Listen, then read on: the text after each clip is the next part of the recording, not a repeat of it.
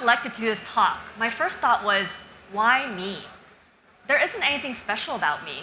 There are founders who've been invited to the stage, who've built multi-billion-dollar businesses, who have patents under their names, and who have done multiple Ironman races. And I certainly have never done anything close to those things. So why am I here? This feeling is nothing new. I've felt this with every quote-unquote success in my life, and going all the way back to my school days, too. So even when graduating from college as first in my class, getting accepted to Harvard Business School, working at McKinsey, co-founding 2 businesses that's collectively raised over $200 million, I still felt like a fraud. I felt like I didn't deserve any of the stuff that's happened to me, and soon people would realize that I didn't belong in any of those institutions, and therefore I would be kicked out. And it was only a few years ago that I actually realized there's a name for what I was feeling, and that's imposter syndrome. What is imposter syndrome? For those of you who don't know, it's defined as the persistent inability to feel that one's success is deserved or has been legitimately achieved as a result of one's own skills or abilities. And in particular, this is quite prevalent amongst women, according to a KPMG study in 2020. They found that actually 75% of executive women have experienced imposter syndrome at least once in their careers. And I guess I realized what I've been feeling is actually quite common in my demographic. Talk about feeling imposter syndrome, about having imposter syndrome. This imposter syndrome is a huge reason why I never imagined myself as a founder until I accidentally became one. So back in 2016, when I was doing my first venture, I had just arrived home after spending the last 6 days traveling around Asia. I'd been in Manila, Jakarta, Ho Chi Minh City, and suddenly I get a call from my boss, and it's good news. I was being offered founders' equity in the venture that we had been building, and because we were finally getting seed funding, and I was thrilled. I was pinching myself to see if I was dreaming. It was great news. And then after a while, I thought to myself, wait a minute, why am I getting founders' equity? Doesn't this make me a co-founder? I certainly never thought of myself as a founder before that. Certainly not a founder of a fintech company. I mean, I didn't know how to code. I didn't come up with any brilliant, groundbreaking ideas. And I also hadn't come up with any genre-defining product. So I didn't really understand why I was a co-founder. I mean, I didn't even own a black turtleneck. What I was good at, I realized, is getting stuff done, working harder than almost anyone else I know, and never giving up. And this might not sound inspiring, not what you would think of as founders, especially given the likes of Steve Jobs, Jeff Bezos, Elon Musk. But as Thomas Edison has said, success is based on 90% perspiration and only 10% inspiration.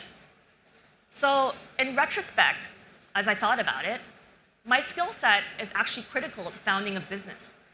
And it was only upon being given this founder's equity that I realized and truly started seeing myself as a founder who can play a key role in building and scaling a business. But why did it take being given this label by somebody else when I was already doing the job, filling the role, building the operations, et cetera, to feel like a founder? After all, I'd helped to generate the idea and the business model, secured the first revenue-generating partnership, and also hired the initial team. The more I thought about it, the more I realized that I never saw myself as a founder because I didn't fit the stereotypes that I myself have imagined a founder to be. And let's face it, a founder, especially a technology founder, is typically male, typically white, and typically from a coding or engineering background, and I had none of those things. Perhaps my imposter syndrome was stemming from comparing myself to these external standards and metrics, who are people who do not look like me.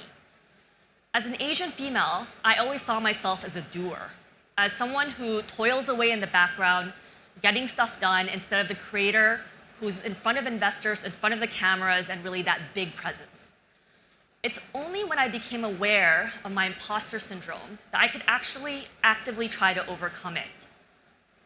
It is still very much a work in progress, but there are 3 lessons that I've learned to overcome and battle my imposter syndrome. Number one is face your fears and put yourself actively in uncomfortable situations. When I was thinking of leaving my first startup and starting Zen Capital, I was frightened. I was taking on the challenge of starting a fintech company in a very complicated industry, which is alternative investments. This is an industry that's always been known as an old boys club, that's highly secretive and very resistant to change. And here I was looking to build a platform to democratize access to alternative investments. I'd always been someone who loves structure and who needed a roadmap for what good looked like. Starting a business requires a huge tolerance for uncertainty and almost unrealistic optimism. So I knew my co-founder and I had a great idea and business model, but I didn't have confidence in myself as a CEO. Could I start a venture where the future was so unknown and where there wasn't a clear path to success? While I had a strong support system in the form of my co-founder, my family, the network of contacts I built through my career and first startup, I still had to take a huge leap of faith. What eventually helped me was that I'd spent the last 20 years exercising this muscle of doing what makes me uncomfortable and being okay with that, with failing and that feeling of not knowing kind of what, whether or not you're going to succeed. Every failure was an opportunity to set myself up for the next success. In college, I was an extreme introvert, where the thought of speaking in front of a crowd, especially like this, would make my hands shake.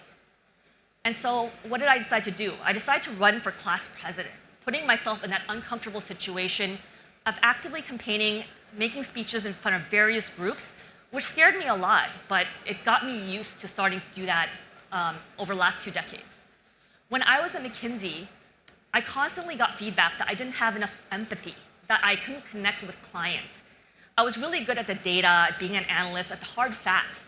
So I decided to focus more on projects that relied on this skill set, that relied on organizational transformation, kind of that touchy-feely empathy stuff, in order to be successful, instead of just focusing on my models, my data, the hard facts. And so basically developing this muscle over the last couple of decades of my career has made me more comfortable with this idea of being uncomfortable and with failure. And that's why I thought it was important. The second lesson is ask for what you deserve. And I think this is especially important for women. When I was negotiating in my first startup for the amount of founders' equity I would get, I asked my close friends what quantum to ask for. I was a complete newbie in the startup world, so I had no idea for what the benchmarks or the standards were. And to my shock, I recognized a pattern. There was a huge difference in what my female friends versus my male friends suggested. My female friends told me to ask for 3 to 5%, whereas my male friends said you should ask for 10 to 15%. We are talking about a 3 to 5x difference in order of magnitude. As a second-time founder, I've interviewed hundreds of people. And what I've realized is that there's a huge difference between men and women in terms of what they ask for and what they think that they deserve. So my second lesson is, and this is probably especially relevant for the women out there, is ask for more and what you deserve. The worst that can happen is for your company or even your investors to say no. The third lesson, to be truly successful, success needs to be defined by your own terms and not by others. I see the career that I've built as having been comprised of 3 phases up until now.